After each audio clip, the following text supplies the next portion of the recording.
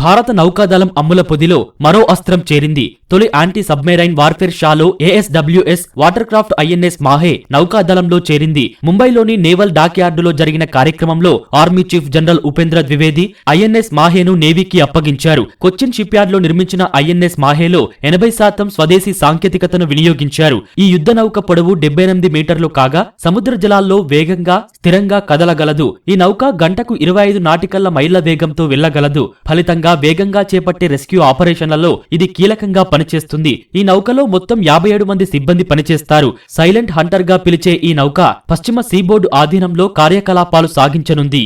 మలబార్ తీరంలోని చారిత్రక పట్టణం మాహే పేరును ఈ నౌకకు పెట్టారు. దీని పైభాగంలో ఉరిమి అనే ఆయుధాన్ని ఏర్పాటు చేశారు. ఇది కలరిపయట్టులో ఉపయోగించే పొడవైన సన్నని కత్తి. చురుకుదనం, ఖచ్చితత్వం, యుద్ధ సమర్థతను సూచిస్తుంది. ఈ నౌక రాకతో సముద్ర తీరాలపై భారత ఆధిపత్యం మరింత పటిష్టం కానుంది. జలాంతర్గాములను వేటాడేందుకు తీర ప్రాంతంలో గస్తీ నిర్వహించేలా INS మాహేను అధునాతన సామర్థ్యాలతో నిర్మించారు. సముద్ర గర్భంలో నిఘాతో పాటు రెస్క్యూ మిషన్లలోనూ ఈ జలాంతర్గామి పాల్గొననుంది.